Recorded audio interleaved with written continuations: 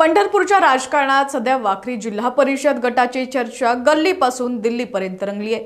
इथं लढत दुरंगी आहे, पण पेच बहुआयामी।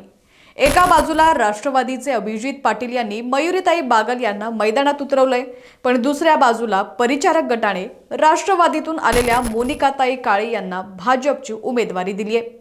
पण या आयात उमेदवारामुळे भाजपमध्ये अंतर्गत बंडाळी माजली आहे का? निष्ठावंतांना डावलल्याचा फटका बसणार का? पाहूया हा स्पेशल रिपोर्ट। नमस्कार, मी प्रणया आणि तुम्ही पाहताय HPN मराठी न्यूज। वाखरीत सध्या एकच चर्चा आहे, निष्ठावंतांचं काय? वर्षानुवर्ष परिचारकांसाठी लाट्या काट्या खाल्ल्या, पक्षाचा झेंडा खांद्यावरती घेतला, पण जेव्हा सत्तेची फळं चाखायची वेळ आली तेव्हा राष्ट्रवादीतून इम्पोर्ट केलेल्या उमेदवाराला उमेदवारी मिळाली। समाधान काळे यांनी भाजपची वाट धरली आणि मोनिकाताईंना उमेदवारी मिळाली खरी, पण भाजपच्या जुन्या कार्यकर्त्यांच्या मनातली धुसफूस आता ज्वालामुखी बनली आहे। एकीकडे भाजपमध्ये घराणेशाही विरुद्ध कार्यकर्ता असा सामना रंगला असताना अभिजित पाटलांनी मात्र शांतपणे आपली गोळाबेरीज केलेली आहे।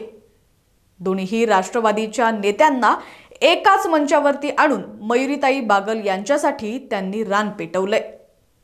बागल यांच्या रूपाने त्यांनी एक असा चेहरा दिलाय जो काळेंना थेट भिडू शकतो। ही लढत दिसायला दुरंगी आहे, पण आतून ती तिरंगी किंवा चौरंगी असू शकते।